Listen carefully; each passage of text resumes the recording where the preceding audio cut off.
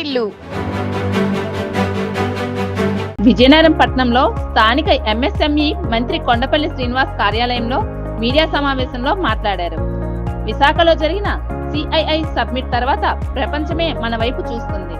CII submit తర్వాత ఆంధ్రప్రదేశ్ ప్రపంచంలోనే ప్రత్యేకంగా నిలిచిందని ఆయన అన్నారు.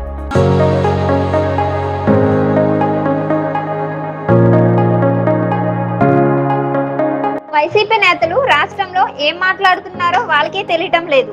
విశాఖ ఉక్కు పరిశ్రమ విషయంలో వైసీపీ నేతలు రాష్ట్ర ప్రజలను తప్పుదోవ పట్టిస్తున్నారు.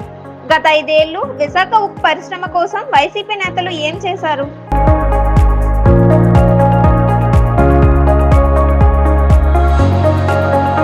రాష్ట్రంలో కూటమి ప్రభుత్వం ఏర్పాటైన తర్వాత విశాఖ ఉక్కు కోసం కేంద్ర ప్రభుత్వం నుంచి ప్రత్యేక నిధులు తీసుకొని వచ్చింది. విశాఖ ఉక్కుకి సొంత గనులు లేవు.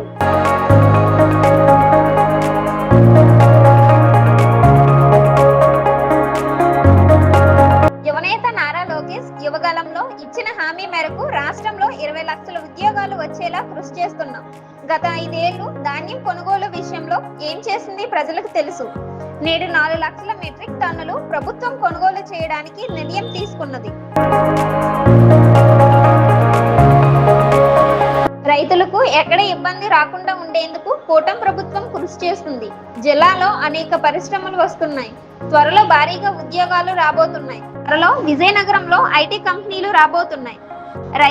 రైస్ మిల్లులకు పంపించిన గంటల వ్యవధిలోనే రైతు అకౌంట్ లో సొమ్ము జమ అవుతుంది. ప్రజలు ఇక్కడ మంచి అంకితభావం ఉన్నటువంటి నాయకులు ఎన్నుకున్నారు. ఇక్కడ ఉన్నటువంటి ఎమ్మెల్యేలు కానీ ఎమ్మెల్సీలు కానీ ఈ జిల్లాకి ఒక అభివృద్ధి కలవర్చాలి. ఈ జిల్లాకి ప్రధానంగా వలసలు చాలా ఇబ్బందిగా ఉంది. వలసలు ఆపాలంటే ఇక్కడ ఎంప్లాయ్మెంట్ క్రియేట్ చేయాలి. ఇక్కడ ఇన్ని ఇండస్ట్రీస్ వస్తే అటు వ్యవసాయం చేసుకుంటూ ఎంప్లాయ్మెంట్ చేసుకోగలుగుతారనేది మీ అందరూ కూడా విశ్వసిస్తున్నాము. గౌరవ ముఖ్యమంత్రి గారికి ఎప్పుడు కూడా చెప్తున్నాము. ఇక్కడ విజయనగరంకి, శ్రీకాకుళంకి, ఉత్తరాంధ్రకి ఇండస్ట్రీస్ ఎక్కువగా కల్పించాలి.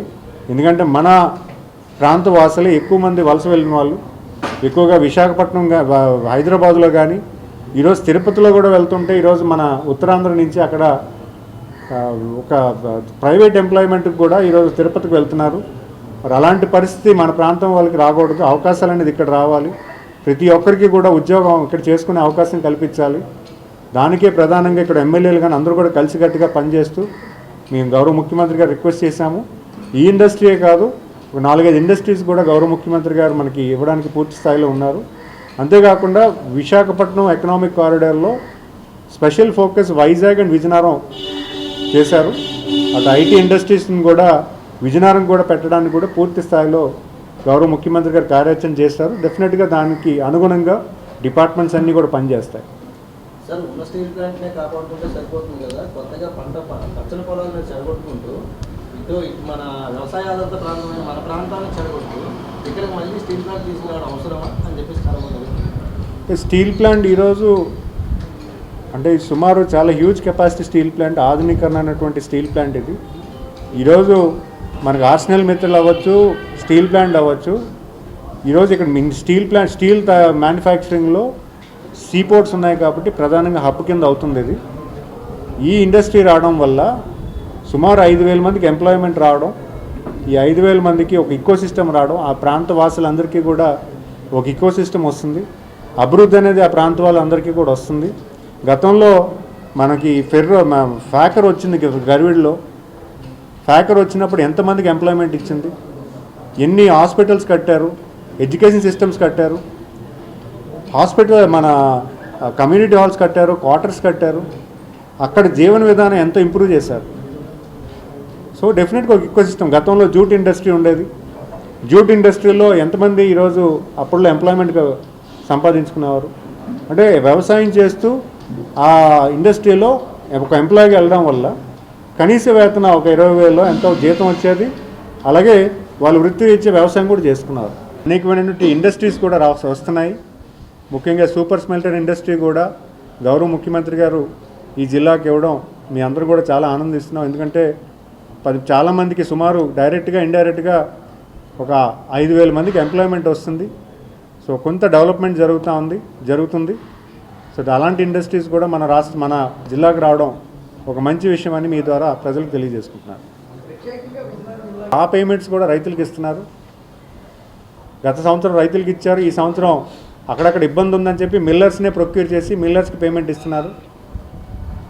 అంటే ఇవన్నీ కూడా ప్రభుత్వం అనేది పూర్తి స్థాయిలో అంకిత భావంతో పనిచేస్తున్నప్పుడు మీరు ఒక తప్పుడు మెసేజ్ ఇచ్చి ప్రజల్ని లేనిపోని మెసేజ్లు క్రియేట్ చేస్తూ ఒక రాంగ్ మెసేజ్ పబ్లిక్లో ఇస్తున్నారనే సంగతి మీ అందరికీ తెలియజేసుకుంటున్నాను.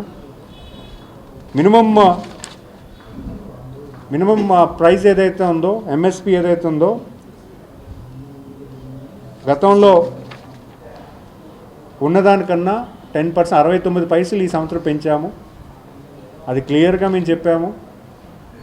చెప్పినా సరే నిన్న 1800కే కొంటున్నారని చెప్పి ఒక రాంగ్ మెసేజ్ ఇవ్వడం చాలా తప్పుడు విషయం అనేది మీ అందరికీ కూడా తెలియజేసుకుంటున్నాను.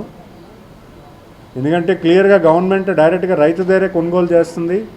చాలా ట్రాన్స్పరెంట్గా ఈరోజు ఎఫ్పిఓస్ని కూడా మోటివేట్ చేసి ఎఫ్పిఓస్ని కొంతమంది రైతులనే ఎఫ్పిఓ ఫామ్ చేసి విజయనగరం జిల్లాలో ఎఫ్పిఓ ద్వారా కూడా ప్రొక్యూర్మెంట్ చేస్తున్నాము. ఫార్మర్స్కే డైరెక్ట్గా కమిషన్ డబ్బులు కూడా ఎవరైతే ఫార్మర్ ఎఫ్పిఓస్ ఉన్నారో రైతులకే డైరెక్ట్గా కమిషన్ డబ్బులు కూడా వచ్చేలా చేస్తున్నాము.